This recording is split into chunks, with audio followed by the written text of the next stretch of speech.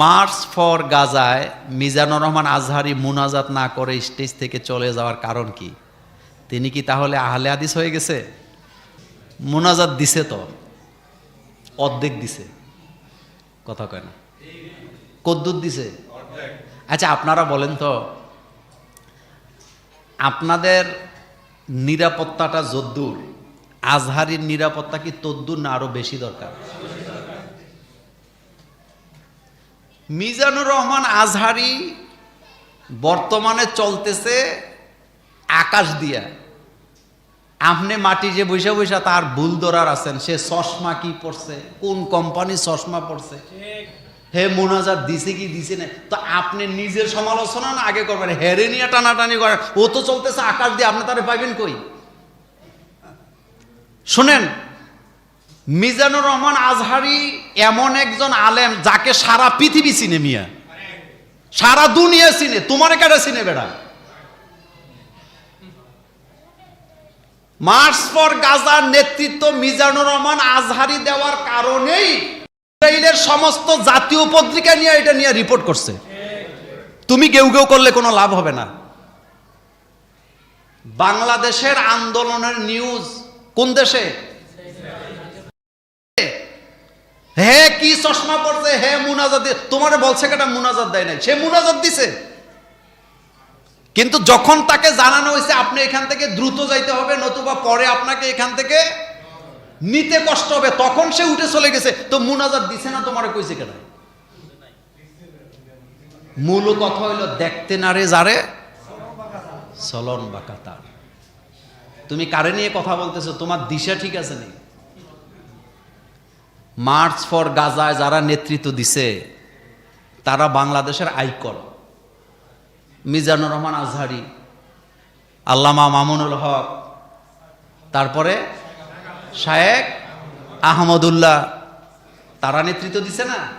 আর তাদের নেতৃত্বে সমস্ত দলের লোকেরা কি হয়েছে? এক হয়েছে।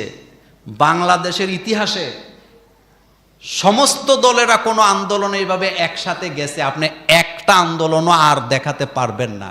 54 বছরে যেটা হয় নাই, মার্চ ফর গাজায় সেটাই হয়েছে। এখানে সব দলের লোকেরা ছিল, কিন্তু সেখানে রাজনৈতিক কোনো পরিচয় ছিল না। আর আশ্চর্য হবেন, এই মিটিংয়ের খবর সমস্ত পত্রিকার হেডলাইন ছিল যে বাংলাদেশে লক্ষ লক্ষ মানুষেরা নেতানিয়াহুকে, এরপরে কি বলে, ভারতের মোদিকে কি দিয়ে ফিরাইছে, কথা কন না কেন? তো যারা আজহারি সমালোচনা করছে, তুই বিষ খাইয়া মরল, কেউ যায় আসে না। যারা সমালোচনা করে তারা যদি পল্টন ময়দানে বিষ খায়, যে এর বর্বর হামলার প্রতিবাদে বিষ খাইলাম, কোন পত্রিকায় লিখবনি, কব ছাগল দুইটা মরি গেছে। শোনেন, সবার দ্বারা সব কথা মানায় না। কুমিল্লার কান্দির ফারে দাঁড়ায় যদি আমি মাইক নিয়ে কই আজকে সারাদিন কোনো অটোরিকশা কুমিল্লা শহরে চলবে না, কেউ মানবনি আমার কথা, কব পাগল হয়ে গেছে হুজুর। কিন্তু ডিসি সাহেব নিজে যাওয়া লাগবে না, প্রতিনিধি দিয়ে যদি বলে ডিসি সাহেবের অর্ডার, আজকে সারাদিন কুমিল্লা কোনো অটোরিকশা চলবে না, কারো বাপের ক্ষমতা নেই অটোরিকশা চালাবে। এটাকে বলে যার কাজ তারই সাজে, অন্যে গেলে লাঠি মারে। বলেন, যার কাজ অন্যে গেলে লাঠি মারে।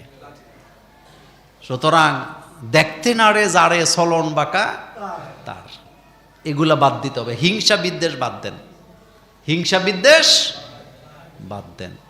মামুন হলকরে নিয়ে কত নাটক করছেন, বেটার বিয়ার কাবিন নেই, তো তোর বিয়ার কাবিন আসেনি?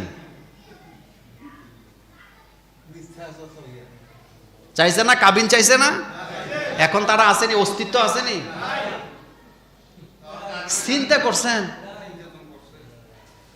হেতে জিনা করে হোটেলে যেয়ে পরনারীর সাথে ঘুমায়, হেতের কোনো দোষ নাই, কিন্তু মামুনুল হক সাহেব বিয়ে করছে, এটা নাকি অন্যায় হয়ে গেছে। তো মামুনুল হক কি তোর মতো হিজড়া নিবে না?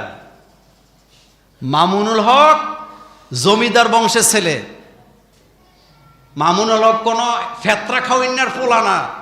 মামুনুল হকের দাদা এদেশে জমিদার ছিল, তার বাবা বাংলাদেশের সর্বশ্রেষ্ঠ সাইকোলজিস্ট ছিলেন।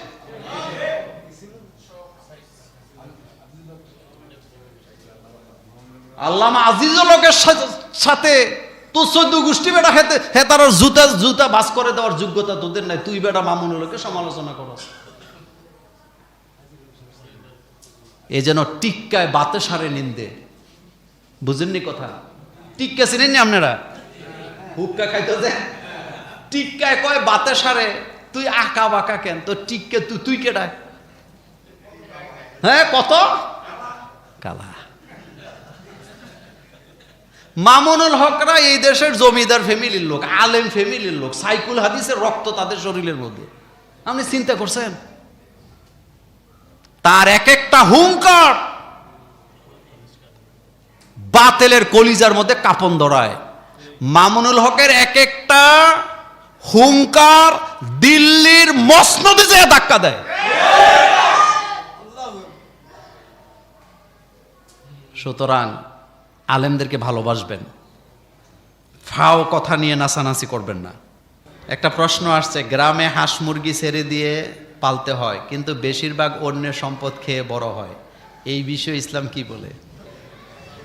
এটা শোনেন, আল্লাহ পাক জাররা জাররা হিসাব নিবে না? ফামাইয়া আমাল মিসকালা জাররাতিন খায়রান ইয়ারা ওয়া মাইয়া আমাল মিসকালা জাররাতিন শাররান ইয়ারা, জাররা জাররা হিসাব নিবে। সুতরাং আপনি হাঁস মুরগি গরু ছাগল লালন পালন করেন, কোনো সমস্যা নাই, কিন্তু আপনার দ্বারা যেন অন্যের কি না হয়। কিছু কিছু মানুষ আছে বাড়ির পাশে জমিটা কিনতে চায়, কিন্তু জমিওয়ালা বিক্রি করে না। এখন এডারে বেচার জন্য হেরে অতিষ্ঠ করে। কি করে? অতিষ্ঠ কি? গাছ লাগাইয়া ডালাগুলি এটার উপরে দেয়। এমন বালা মানুষ বাংলাদেশে নাই। এরপরে হাঁস মুরগি ছেড়ে দেয়। তো জমিওয়ালায় যখন দেখে যে এখান থেকে ফসল আনার আর কোনো সুযোগ নাই, পরে বাধ্য হয়ে কয়, ভাই যা, তোর কাছে এটা বেচলাম। এই রকমের অসাধু মানুষ আমাদের বাংলাদেশে নাই। শোনেন, নবীরা বকরি চড়াইতেন মরুভূমিতে বা খোলা ময়দানে, যেই জমিনের মালিকানায় কেউ নাই। আর আমরা গরু ছাগল ছাইড়ে দিয়ে রাখি আরেকজনের জমিনে। মানুষের ফসল খায়, কিছু বললে আবার উল্টা কি করে? গালাগালি করে। এরকম আসেনি? আছে। সেজন্য আপনি এটা পরের হক আপনি নষ্ট করতেছেন। এই জিনিসের মধ্যে ওর হক আছে। এজন্য আপনি বাড়ির সাইডে যে গাছ লাগাইছেন, এই গাছের ডালা, এই গাছের ছায়া যদি অন্যের জায়গায় যায়, তাইলে ওই ব্যক্তির হকও আপনার গাছের মধ্যে কি স্বীকার করে না? স্বীকার করে না তো? কিন্তু ওই বাড়ির ছেলে যদি একটা ঢিল মেরে একটা বড়ুই নেয়, আপনি তারে গালাগালি করতে করতে 14 গোষ্ঠীরে গোসল করাই দেন। কিন্তু এই চিন্তাটা নাই যে তার বাড়িতে তো আমার ডালাটা গেছে।